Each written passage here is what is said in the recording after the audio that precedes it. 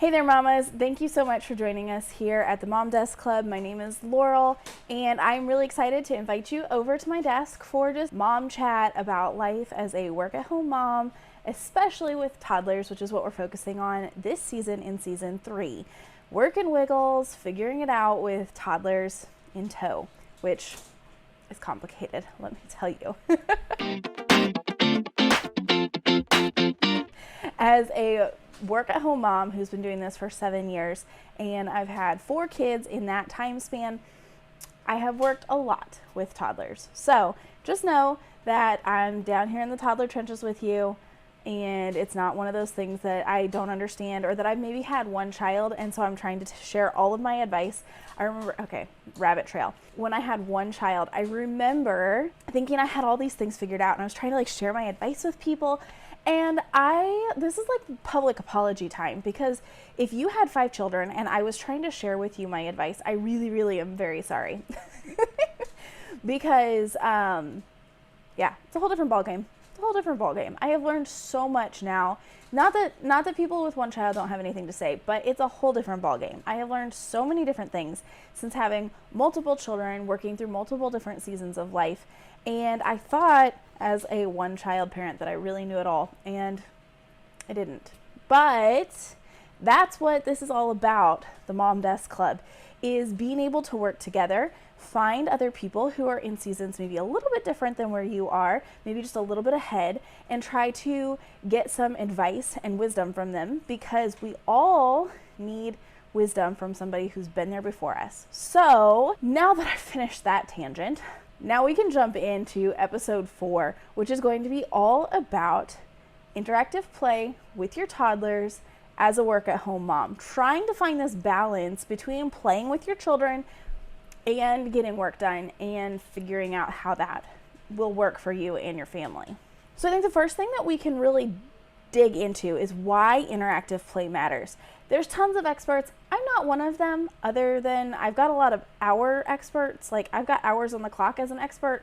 I don't have a lot of book expert knowledge about why interactive play is so good. But the fact is, it is helpful to build a connection with your child when you can find ways to connect with them. Now, I don't actually think that this all has to do with playtime. I kind of take a bit of a rogue trail on this, and I think that my children can play by themselves.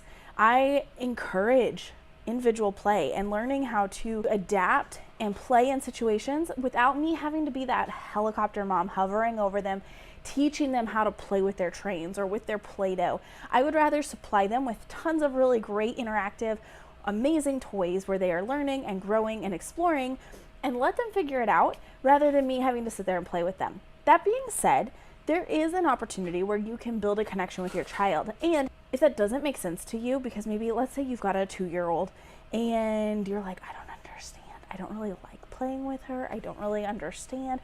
Trust me, I have been there.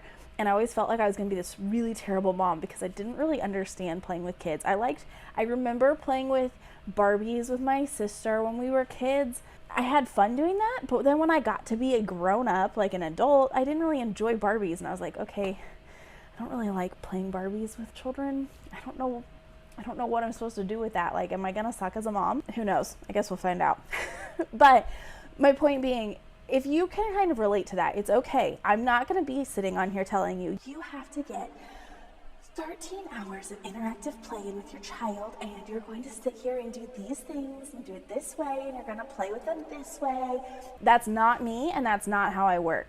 So if you do that, that's fine. That's just not how I operate as a parent. But interactive play is good for your child, and it's good for you to build a connection during different seasons of their life. I do a lot more interactive work with my children now that they're older than when they were younger.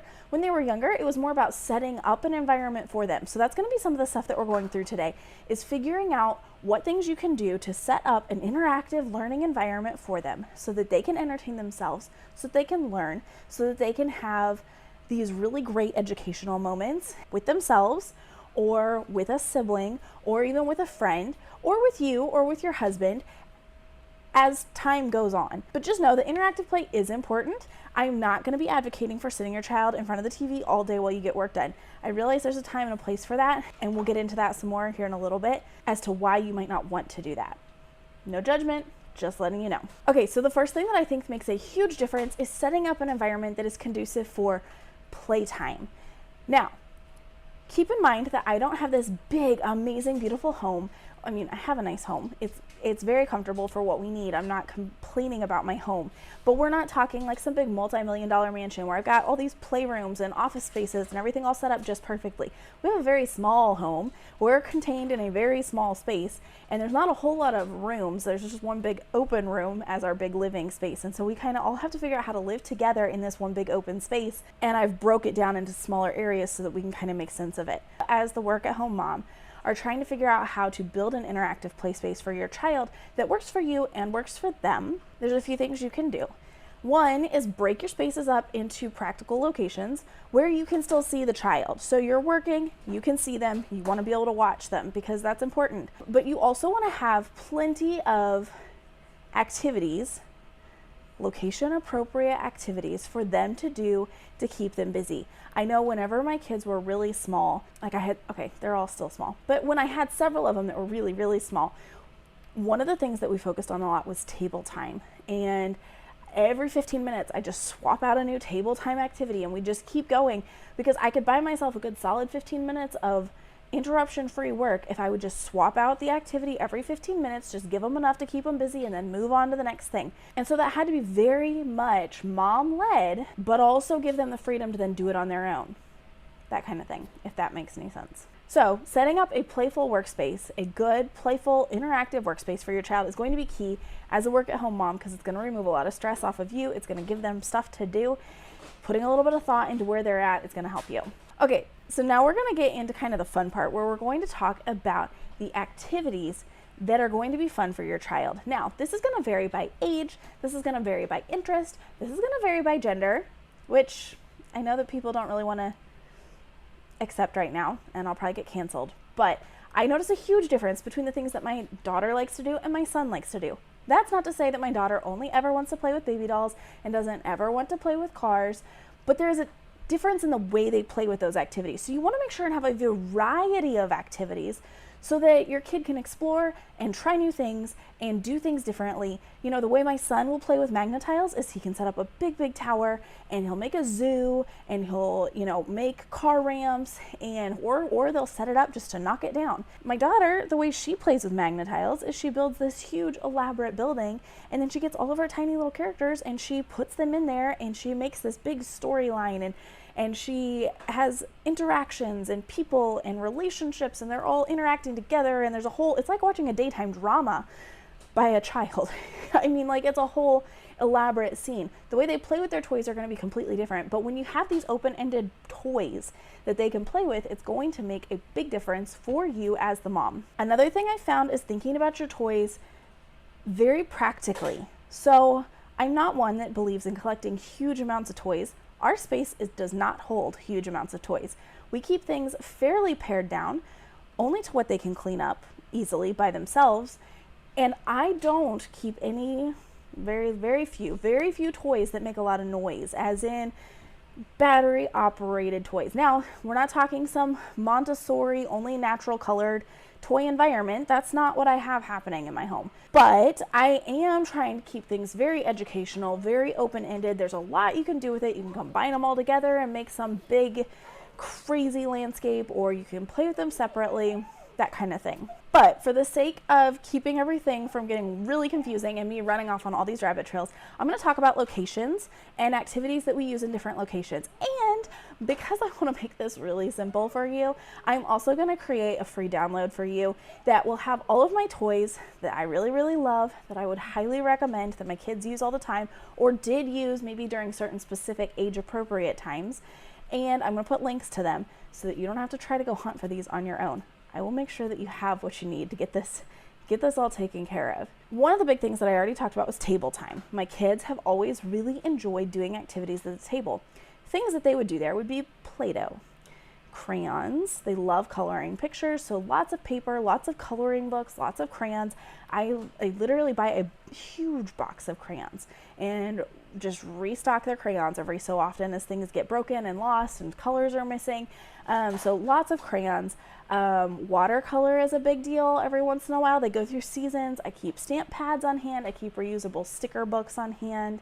Sometimes we do those water books. I don't know the name of them, so that's why I put the link in the download. But it basically just only comes alive with water, so you're not having to worry about your child painting your home. It's just water. They're not going to make a mess. You're not having to sit there and like really observe them for this activity. It's not like we're playing with acrylic paints here, people. Morgantown moms do not have time for willy-nilly freeloading paints hanging out. That stresses me out. So I only do things that are easily cleaned up and don't take a lot of energy for me to clean up. So those water books are really great. Reusable stickers are really great because they're not sticking them on the walls and then I'm having to peel them off, or the floor. That's a big one.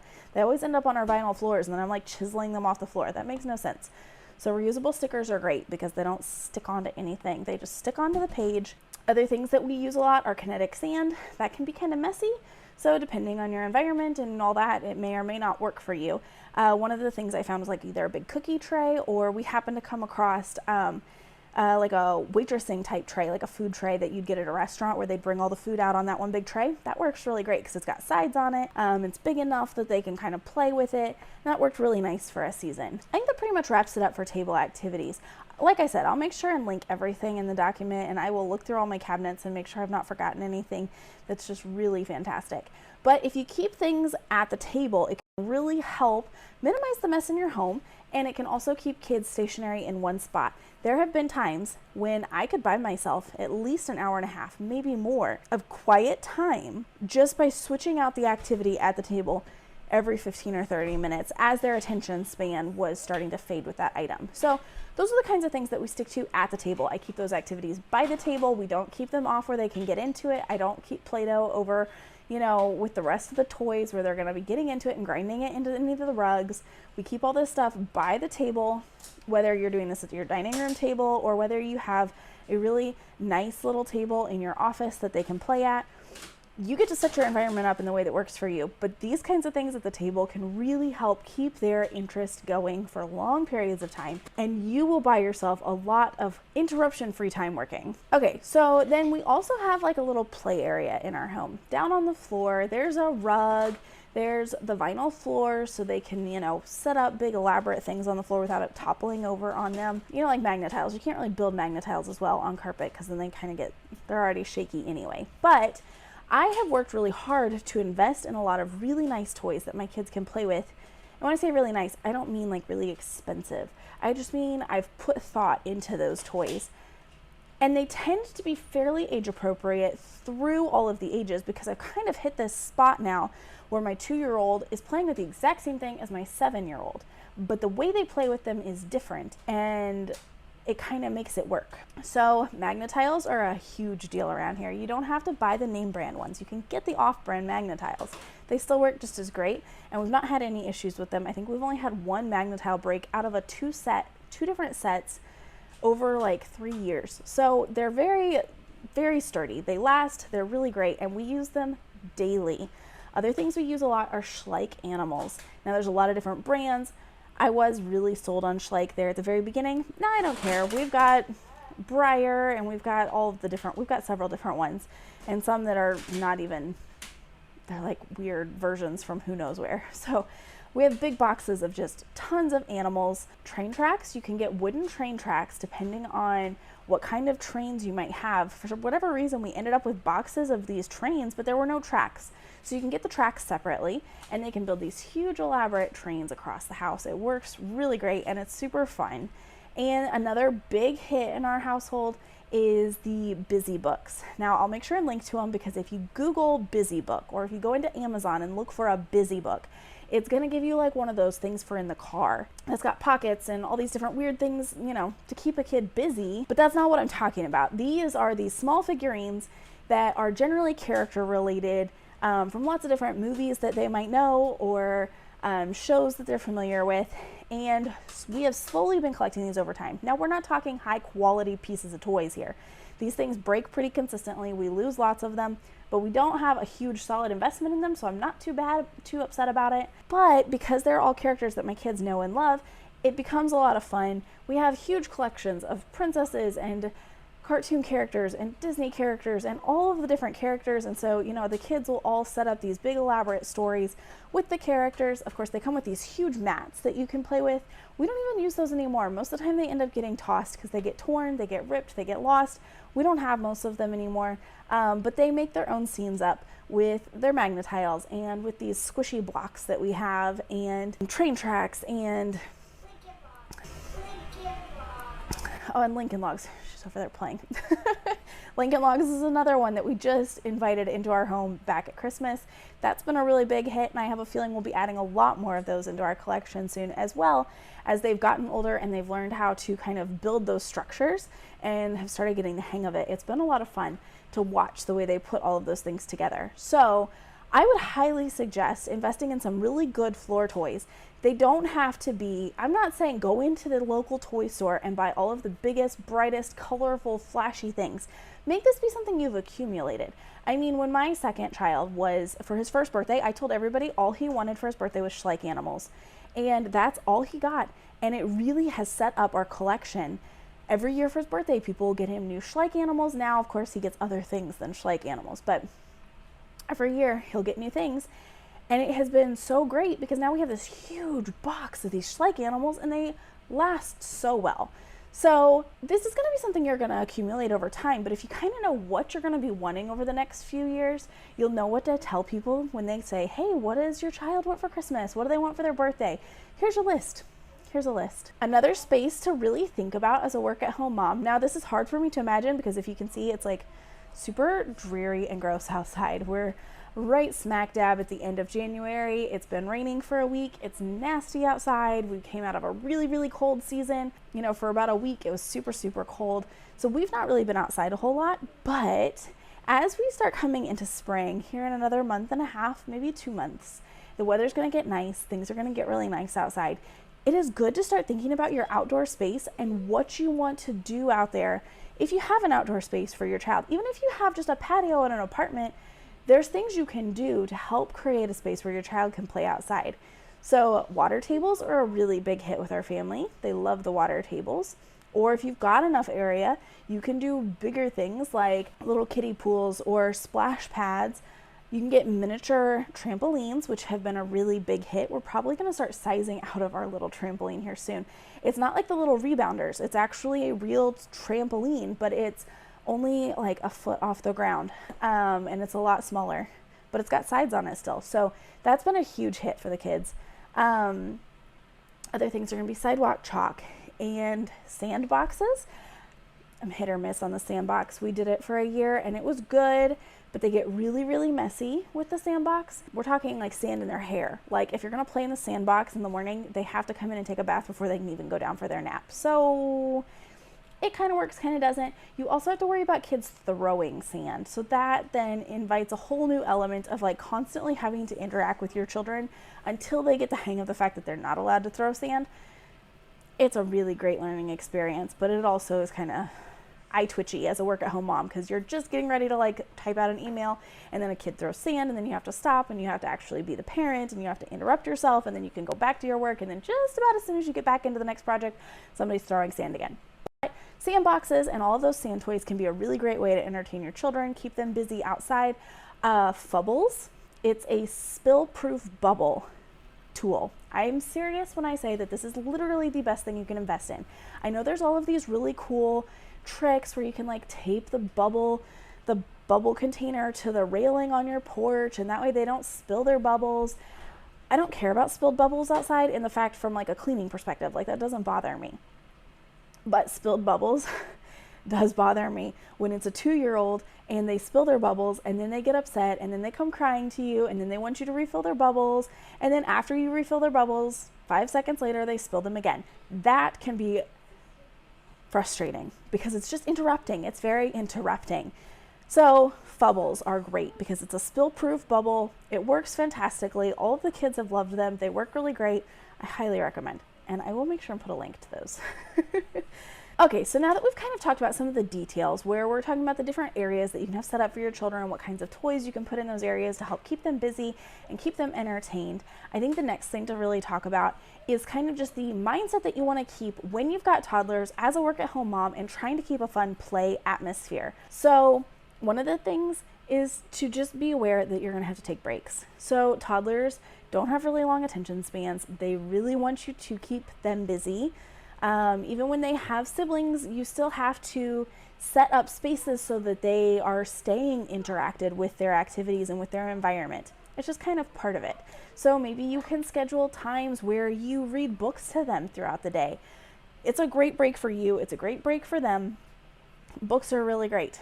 You can find amazing lists of books online. There's the Read Aloud Revival, which I've been using a lot lately.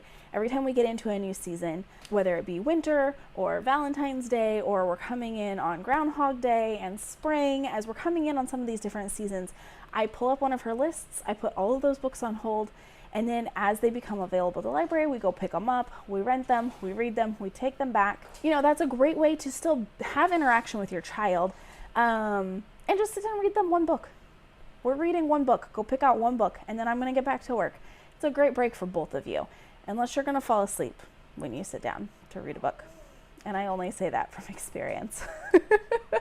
Maybe then it's not a great break, because then you have to wake up. But the power of short breaks is that it does give you a mental break. It gives you a chance to kind of reset, but it also gives your child a chance to connect with you as well. The other thing to keep in mind as a work-at-home mom and trying to keep up this playful, fun, interactive environment with your child is that flexibility is key. And we're going to talk about that a lot, because that's kind of just what it means to be a work-at-home mom, is there's got to be a lot of flexibility. Some days you're going to have kids that are more tired, and so they're more fussy and whiny, and they're bickering with each other, and you're constantly having to settle these disputes and arguments and fights and having to get in the middle of things and help them work it out. You know, other days they're going to play really, really well together, and you're going to be able to crank out a ton of stuff, and then tomorrow you're going to have a repeat where they're going to be all fussy and grumpy again. It's just kind of part of it. And no amount of table time and activities and setting things up is going to help you. And in that case, maybe you do need to have a list of their favorite shows and some movies that you can put on periodically. One thing that I do recommend, if you're going to do that though, especially as a work-at-home mom, if you're going to start incorporating TV into your life, I highly recommend using the timer setting on your TV. Setting the timer for 30 minutes or whatever the length of the show is, so that you will remember to turn it back off. Because otherwise, what I found as a work-at-home mom is I would forget, it'd roll to the next show, I wouldn't be paying any attention, and next thing you know, they've been sitting in front of the TV for an hour, hour and a half, and you're like, oh my, what happened? That's what happened. You forgot, you got busy, you were so thankful for the quiet time and the uninterruption that you didn't even realize what was happening. Another thing that I really kind of want to delve into, and I think we'll probably dive into this more as we go, but as a work-at-home mom with toddlers, it can be so easy to slip into the trap of technology, the technology trap. And I think that we do ourselves a huge disservice when we slip into that. And I can only say this to you as somebody who has had this issue, as somebody who did slip into the trap of technology, and as somebody who then decided we needed to cut that out and stop. So don't assume that I'm sitting here telling you this because we don't watch any TV and my kids have never watched TV and we've only ever done these things. No, we have had seasons when my daughter was the only one. We watched a lot of TV, and she would play with the TV on in the background a lot, because that was just how I knew to function, and that's what we did. I wish I could go back and do it differently, but I can't. So I'm not going to worry about that. I'm not going to feel guilty about it. We're going to move on. I've learned more. I've changed my routine. I've changed my habit. And if you find yourself as a work-at-home mom with one child and the TV running all day with the Tinkerbell episodes over and over and over, I'm giving you permission to figure out how to turn them off and try something different, even if it's hard, because you can do hard things, remember?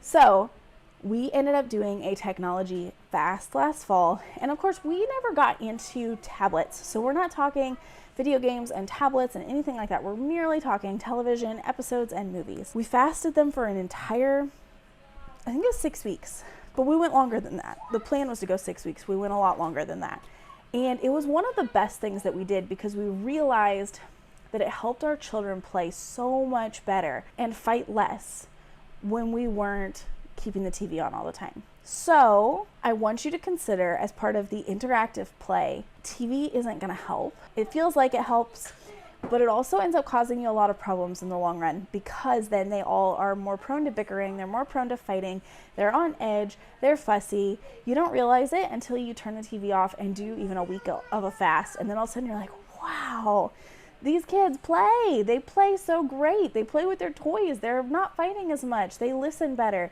So let this be just permission that it's okay if you decide you don't want to do TV. It's okay if you decide you want to turn it off. If you want to keep it on, that's fine. I'm just letting you know. In hindsight, I wish I would have turned it off a lot earlier. We still watch TV. We still have it on every once in a while. Probably a little more than we should, but it's not nearly as much as it was. We're calling it a win. And once it gets nice outside, then we'll probably be turning it off and not turning it back on for a long, long while. All right, there you have it, work-at-home moms. This is my whole guide to seamlessly interactive play as a work-at-home mom. I'm not going to be the person telling you that you have to be on the floor building a train track with your kid. I promise. In fact, I jokingly say Ma Ingalls didn't have that. Ma Ingalls wasn't down on the floor playing with her kids all day, every day. She was working, and she brought the kids along with her, and they did stuff with her, and they learned how to wash dishes and milk the cow and make cheese, and you know, and then on rainy days, she sent them up to the attic and they played on the pumpkins. Okay, so we don't have to walk in this guilt that we're not playing with our children enough, but you can find moments and ways of connecting with your child that are meaningful and special, while also creating an environment that is so conducive to interactive play where they're having a lot of fun. So this is your permission to create a great environment for your child where they're learning and playing and having fun, while not having to feel like you have to sit there and babysit them and play with them and helicopter mom them the whole time. In fact, I don't condone that at all. They actually play so much better when I just get out of the way and let them do things on their own. So it's your freedom and your permission to try that. I want to know what you do down in the comments below to keep your kids interactively playing, what toys you really like, what kinds of amazing finds you have, because if we're all sharing those together, we're all learning from each other, and I know that you've got some toys that are going to be really cool for my children, just the same way as I've got some toys that are going to be really cool for your children. So make sure you put some comments down there about what you like to keep on hand to help keep your kids busy, that is interactive and fun and educational and keeps them playing. So until next time, see ya. Okay, so for the next episode, we are going to be talking about tech tools that are great for mompreneurs. I know we've talked about tech before, but I think we're going to take a little bit of a different spin on this and find tech that works great as a mom, whether it's for kids or for moms, that's going to keep you on track, but also might make things a lot easier for you. So this isn't going to be strictly business related. This is going to be kind of just life related. I'll be sharing some of my favorite apps, whether it comes from meal planning or keeping my kids busy when they're going crazy in the car or crazy in general. So, see ya.